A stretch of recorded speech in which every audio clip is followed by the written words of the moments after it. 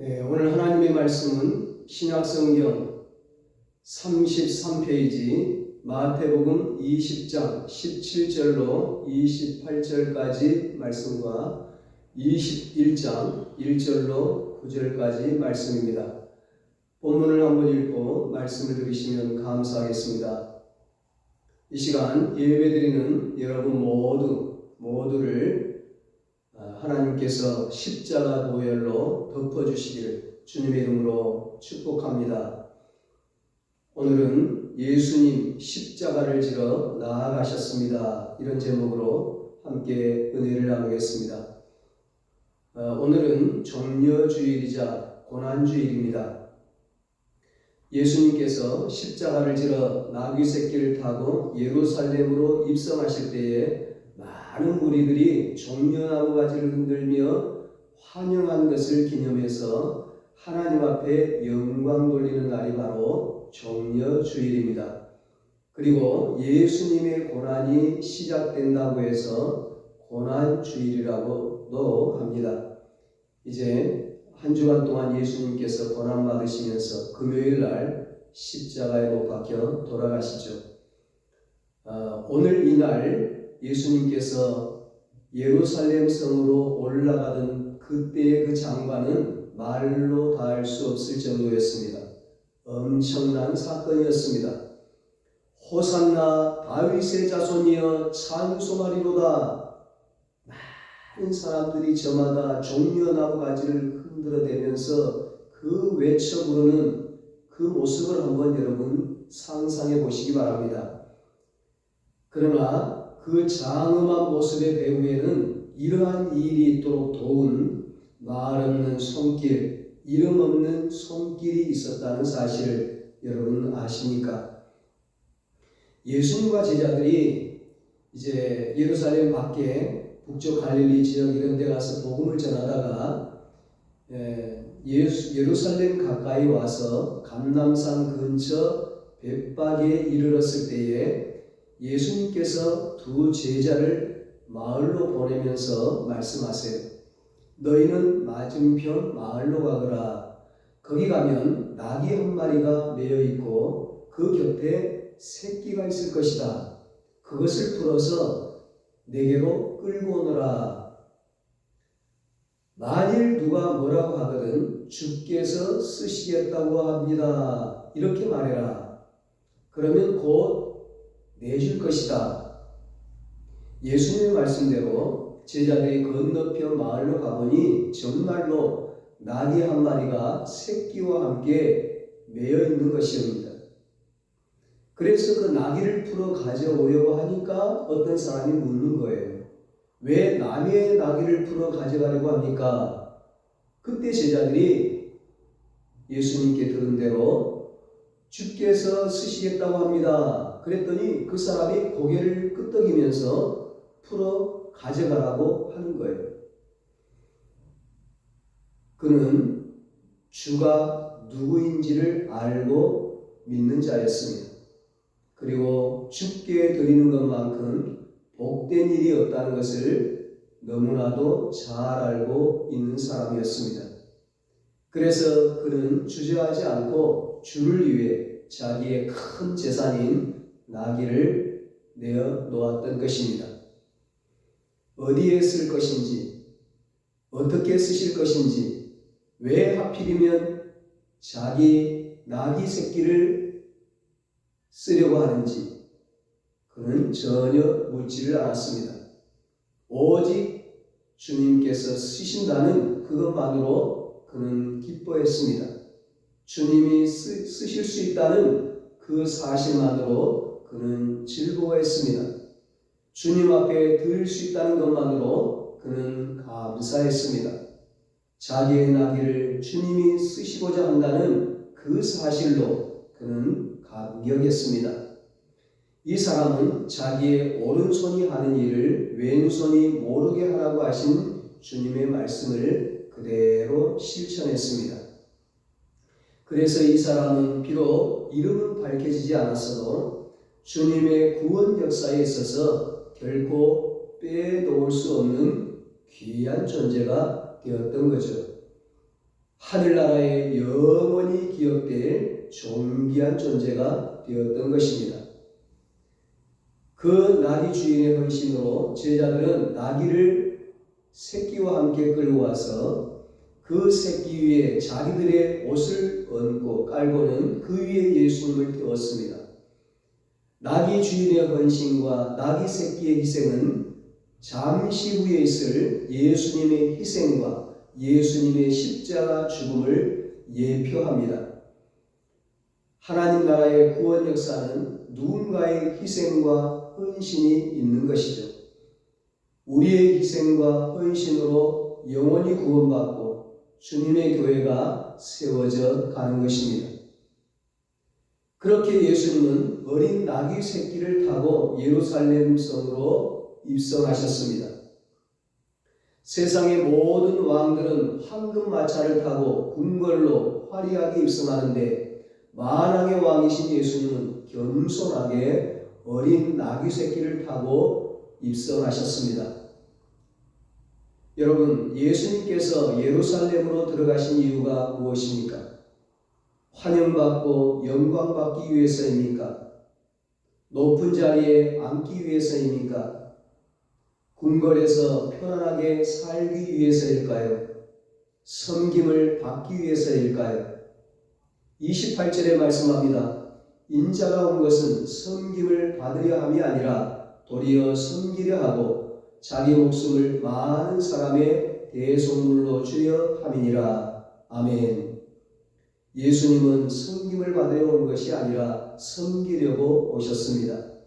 자기 목숨을 많은 사람의 대속물로 주려고 오셨습니다.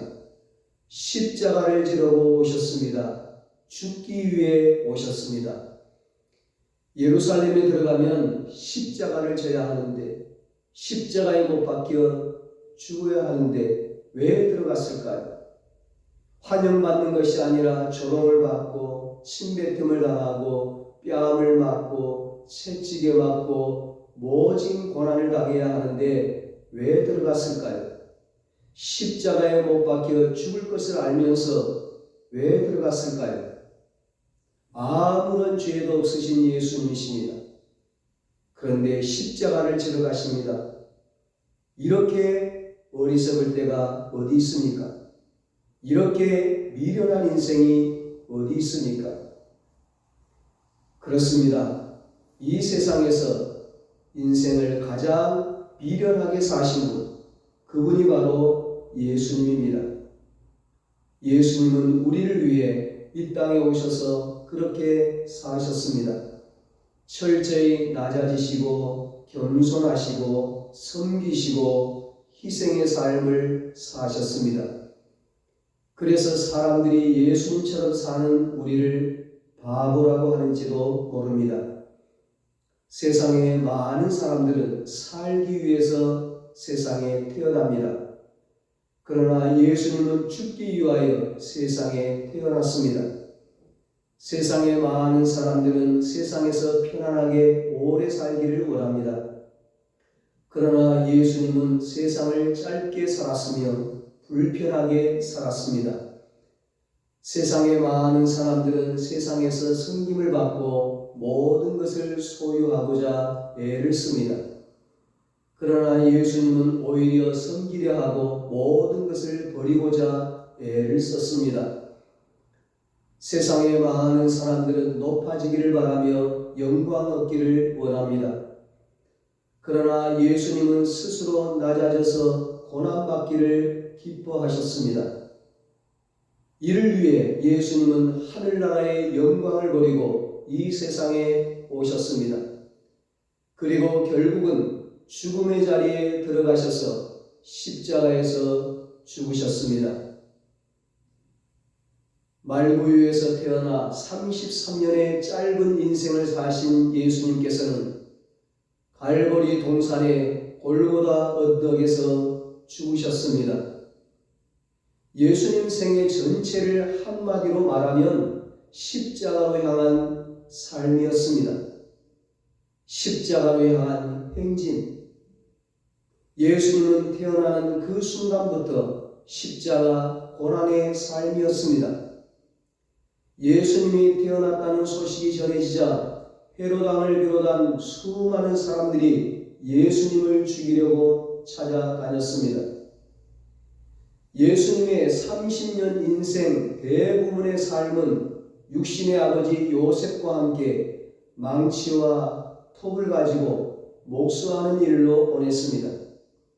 마지막 공생의 3년은 그야말로 죽음과의 싸움이었습니다. 마귀 사단과 그의 추종자들로부터 매 순간 살해 위협을 받으며 살았습니다. 예수 그리스도의 탄생부터 사망의 때까지 십자가의 그림자가 항상 그분 앞에 드리우고 있었던 것입니다. 결국 예수님은 십자가를 향해서 살아갔고 그 십자가에서 인생을 마쳤습니다. 예수님의 십자가에서의 죽음은 그의 사명의 중심이었습니다. 예수님은 한 번도 십자가의 길, 십자가의 사명을 놓친 적이 없으셨습니다. 우리는 오늘 본문의 말씀 속에서 십자가의 고난을 향해서 행진하시는 주님의 마지막 생애의 한 부분을 볼 수가 있습니다. 20장 17절로 19절입니다. 예수께서 예루살렘으로 올라가려 하실 때에 12제자를 따로 데리시고 길에서 이르시되 보라 우리가 예루살렘으로 올라가노니 인자가 대제사장들과 서기관들에게 넘겨지매 그들이 죽이기로 결의하고 이방인들에게 넘겨주어 그를 조롱하며 채찍질하며 십자가에 못 박게 할 것이나 제3일에 살아나리라. 아멘. 사랑하는 여러분, 예수님께서 고난을 받으시고 예루살렘으로 올라가신 이유는 오직 한 가지입니다. 우리의 죄 때문입니다. 나의 죄 때문입니다. 우리의 죄 사함을 위하여 그 무서운 십자가로 향할 수밖에 없었습니다. 우리를 살리기 위하여 십자가에 죽을 수밖에 없었습니다. 그 십자가에서 죽임을 당해야 되는데 그 죽음을 뻔히 알고서 보통 사람 같으면 도망갔을 거예요. 뭐하러 예루살렘으로 들어갑니까? 그러나 예수님은 우리의 죄 사함을 위하여, 나의 죄 사함을 위하여, 나를 구원하시기 위하여 그 십자가 고난, 그 죽음을 알면서도 그 길로 향할 수밖에 없었던 것입니다. 십자가는 분명히 흉악한 죄수의 사형틀이었습니다. 그런데 예수님은 흉악한 죄인이 아니면서도 십자가에서 죽으신 것입니다. 십자가를 진다는 것은 말할 수 없는 비웃음과 조롱과 모욕을 당하는 것이요, 육체로서는 이겨낼 수 없는 고통이 따라오는 것인데도 불구하고 예수님은 십자가를 거절하지 않았습니다. 그 이유는 십자가의 중심이 예수님 자신의 마음속에, 삶 속에 확고하게 자리 잡고 있었기 때문이었습니다. 십자가를 지는 것이 예수님의 사명인 것을 알았기 때문입니다. 십자가를 지는 것이 우리를 구원하는 길인 것을 알았기 때문입니다. 십자가를 지는 것이 우리의 죄를 용서하는 길인 것을 알았기 때문입니다. 십자가를 지는 것이 우리를 살리는 길인 것을 알았기 때문입니다. 십자가를 지는 것이 하나님의 뜻을 이루는 것임을 알았기 때문입니다. 십자가를 지는 것이 하나님 아버지를 기쁘시게 하는 것임을 알았기 때문입니다. 십자가를 지는 것이 승리의 길인 것을 알았기 때문입니다. 십자가를 지는 것이 영광의 길인 것을 알았기 때문입니다. 십자가를 지는 것이 진정 높임을 받는 것임을 알았기 때문입니다. 십자가를 지신 예수님을 하나님은 살려주셨고 영광스럽게 해주셨습니다. 빌립보서 2장 6절로 11절에 말씀합니다. 그는 근본 하나님의 본체시나 하나님과 동등됨을 취할 것으로 여기지 아니하시고 오히려 자기를 비워 종의 형체를 가지사 사람들과 같이 되셨고 사람의 모양으로 나타나사 자기를 낮추시고 죽기까지 복종하셨으니 곧 십자가에 죽으심이라. 이러므로 하나님이 그를 지극히 높여 모든 이름 위에 뛰어난 이름을 주사 하늘에 있는 자들과 땅에 있는 자들과 땅 아래에 있는 자들로 모든 무릎을 예수 이름에 꿇게 하시고 모든 입으로 예수 그리스도를 주와 시인하여 하나님 아버지께 영광을 돌리게 하셨느니라. 아멘.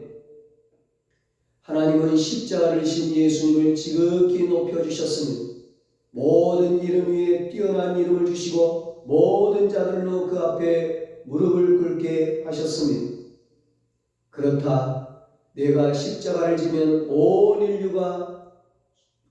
인류의 죄가 사함받는다. 내가 십자가를 지면 온 인류가 구원받는다. 온 인류가 살게 된다. 내가 십자가를 지면 하나님 아버지께서 나를 살려주신다. 내가 십자가를 지면 아버지가 나를 높여주시고 영광스럽게 해주신다. 이런 십자가의 중심이 예수님 자신의 마음속에 예수님의 삶 속에 전생애 동안 흔들림 없이 확고하게 자리 잡고 있었습니다. 그래서 십자가를 지러 예루살렘으로 나아갈 수 있었습니다. 예수님이 12살 되시던 해에 예루살렘에서 있었던 일입니다. 부모님의 실수로 성전에 홀로 남게 된 어린 예수님은 내가 내 아버지 집에 있어야 될 줄을 알지 못하셨나이까 말씀합니다.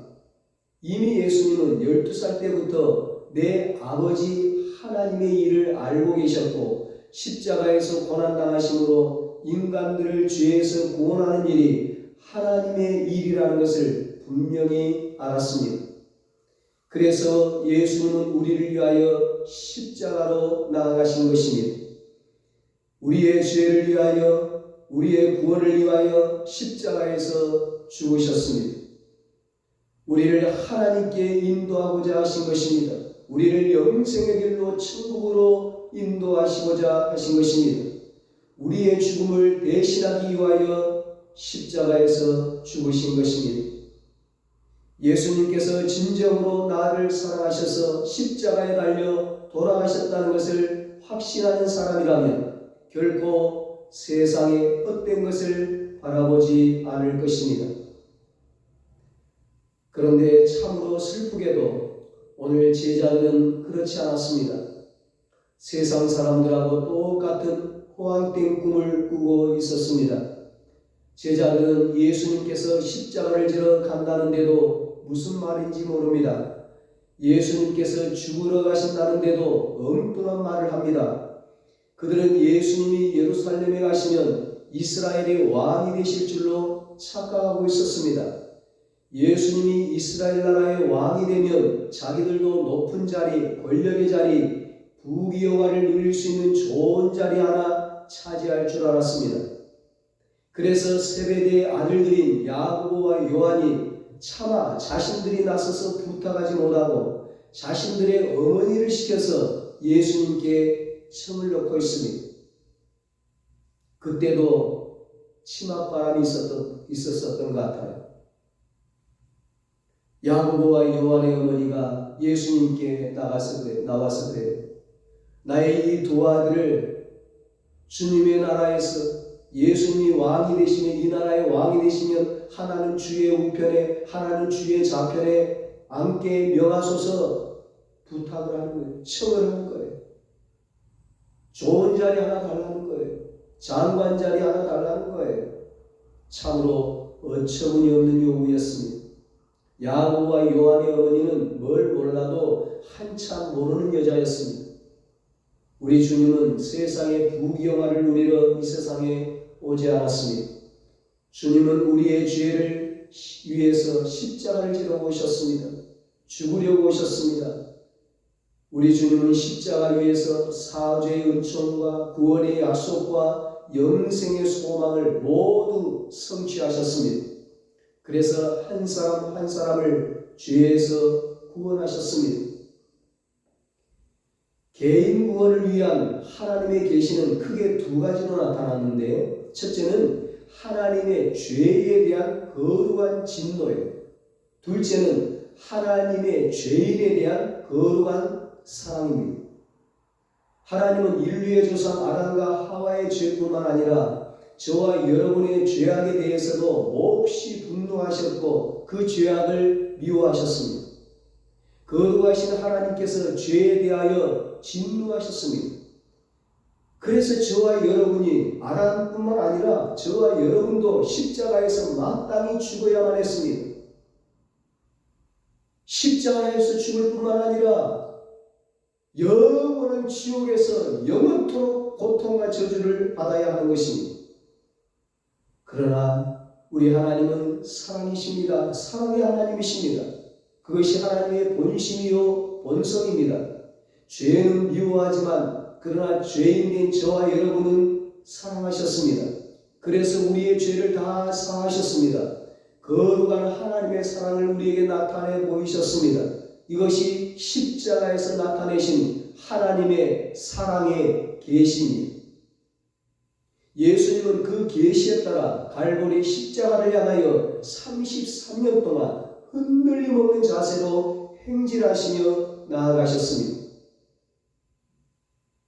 태어난 그 순간부터 십자가에서 죽는 순간까지 사명을 다하는 그날까지 한치의 흐트러짐도 없으셨습니다. 묵묵히 십자가의 길을 걸어가셨습니다. 그런 일은 없었겠지만 만약에 예수님께서 힘들고 고통스럽다고 그 십자가를 향한 행진에서 멈추었다면, 십자가를 던져버리셨다면 우리가 어떻게 되었을까요? 정말 아찔합니다. 생각하기도 싫은 일입니다. 얼마나 감사한지요. 정말 하나님의 은혜요, 주님의 은혜입니다. 예수님이 그 고난의 길, 십자가의 길을 묵묵히 참고 걸어가셨기에 그 십자가를 버리지 않고 그 십자가를 지고 그 십자가에서 죽으셨기에 우리가 죄 용서함을 받고 구원을 받고 하나님의 자녀가 되고 천국 백성이 되었습니다. 영생을 얻고 영생 복락을 누리게 되었습니다.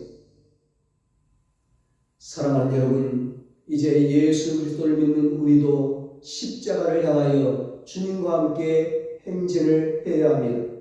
십자가를 향하여 주님과 함께 행진하는 것이 무엇일까요? 사랑의 삶을 사는 것입니다. 십자가는 사랑입니다.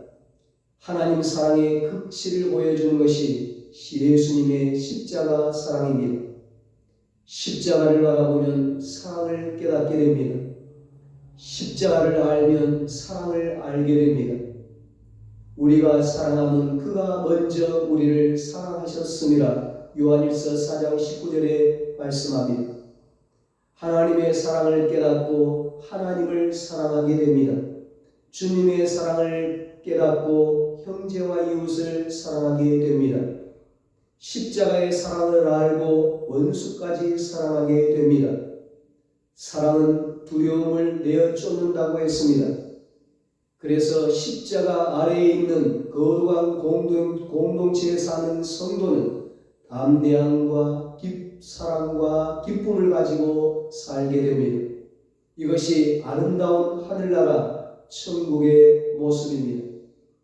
우리 모두 십자가 사랑으로 이런 아름다운 하늘나라 천국의 삶을 살게 되시기를 예수님의 이름으로 축원합니다. 기도하겠습니다. 하나님 아버지, 예수님의 십자가를 통해서 우리의 모든 죄를 사해 주시고 구원해 주시니 감사합니다. 하나님의 자녀 삼아주시고 천국 백성 삼아주시니 감사합니다. 하늘나라 영생 복락을 누릴 수 있게 하시니 감사합니다.